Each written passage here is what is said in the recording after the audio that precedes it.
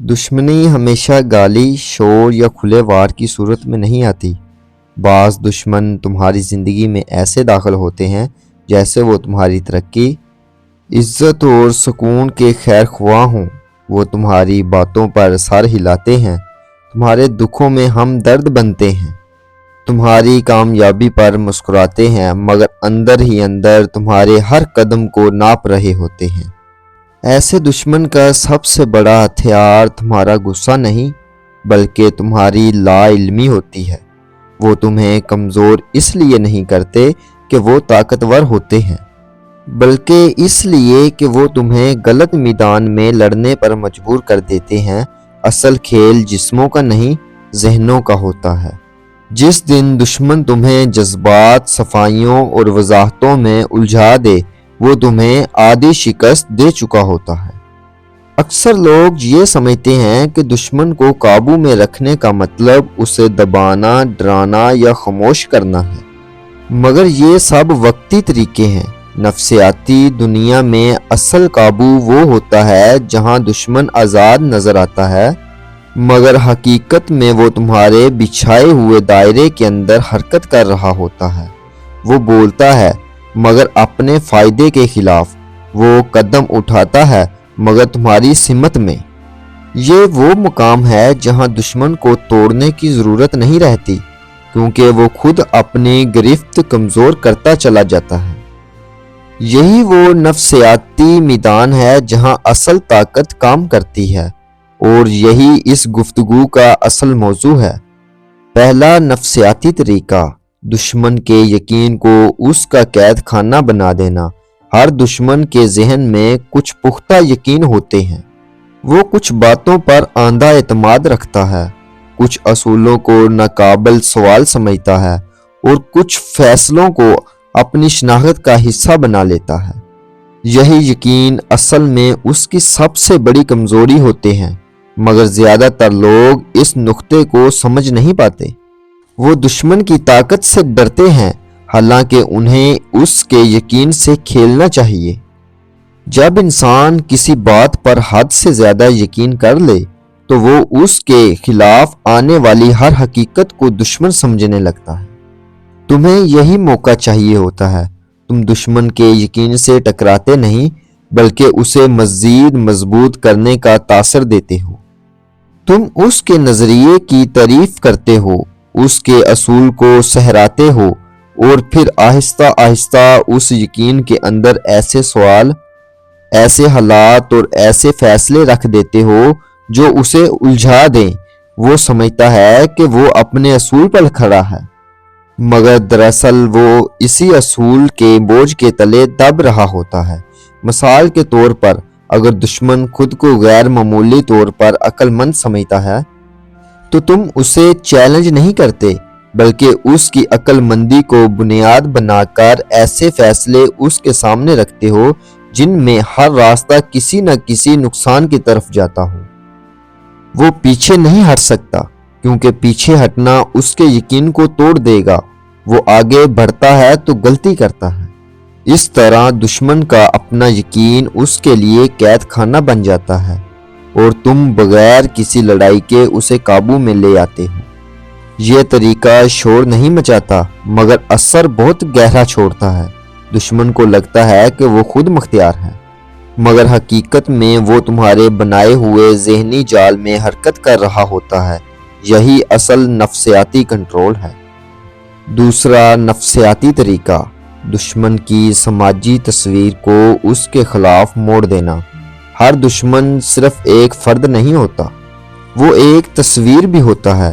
وہ چاہتا ہے کہ لوگ اسے کس نظر سے دیکھیں، یہی اس کی اصل طاقت ہوتی ہے۔ کوئی چاہتا ہے کہ لوگ اسے با اثر سمجھیں، کوئی منصف، کوئی اصول پسند، کوئی طاقتور، کوئی مظلوم۔ مسئلہ یہ نہیں کہ وہ کیا ہے، مسئلہ یہ ہے کہ لوگ اسے کیا سمجھتے ہیں۔ نفسیاتی دنیا میں اصل کنٹرول اسی سماجی تصویر پر ہوتا ہے۔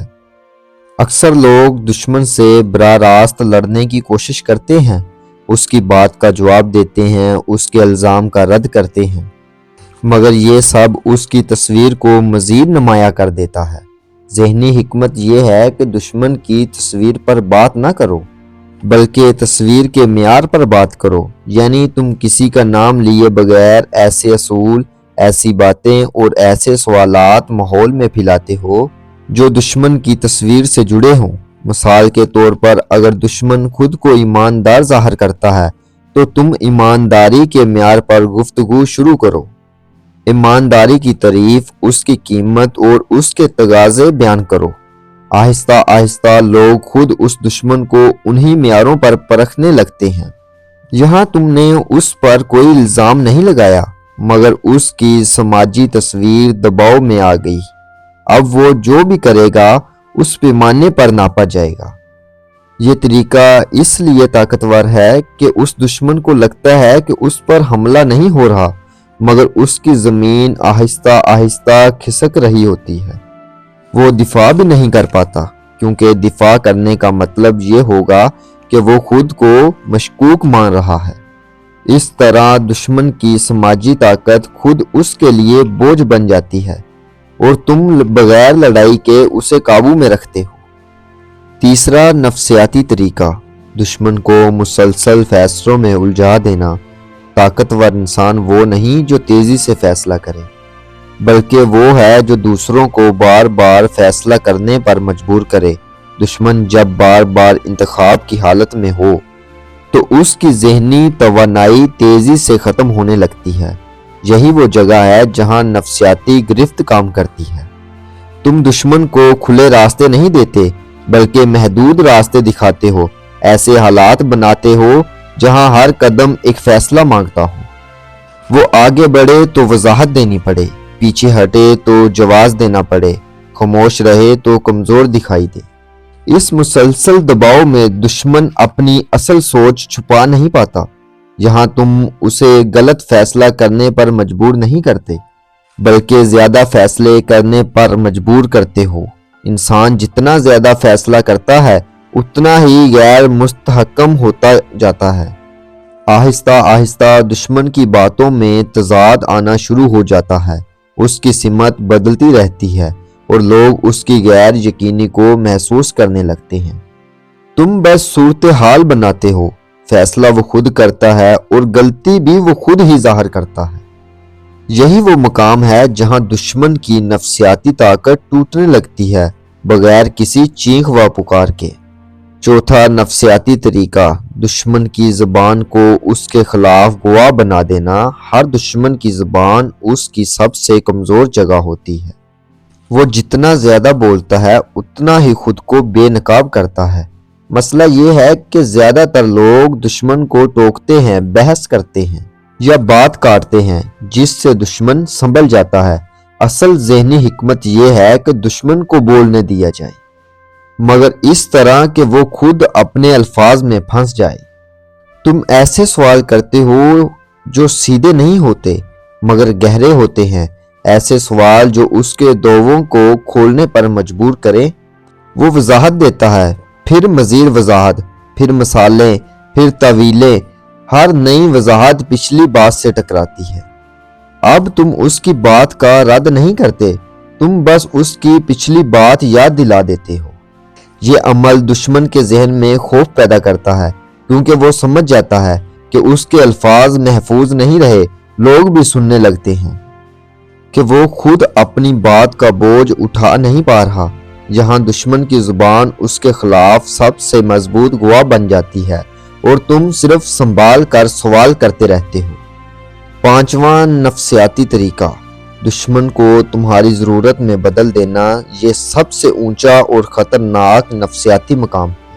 یہاں دشمن تم سے لڑنے کے بجائے تمہیں کھونا نہیں چاہتا، تم خود کو اس مقام پر لے جاتے ہو جہاں تمہاری موجودگی اس کے فائدے سے جڑ جائے۔ یہ فائدہ طاقت کا ہو سکتا ہے، معلومات کا، ساکھ کا یا موقع کا۔ جب دشمن کو یہ احساس ہو جائے کہ تمہارے بغیر اس کی کوئی چال پوری نہیں ہوتی تو وہ محتاط ہو جاتا ہے۔ اب وہ وار کرنے سے پہلے سوچتا ہے، بولنے سے پہلے ناپتا ہے اور حد پار کرنے سے ڈرتا ہے۔ تم نے اسے دبایا نہیں، تم نے اسے انحصار میں ڈالا ہے۔ یہ وہ مقام ہے جہاں دشمن قابو میں ہوتا ہے مگر اسے لگتا ہے کہ وہ آزاد ہے۔ یہی نفسیاتی فتح کی انتہا ہے۔ اگر آپ کو ویڈیو پسند آئی ہو تو ہمارے چینل ندائے حق کو سبسکرائب کریں۔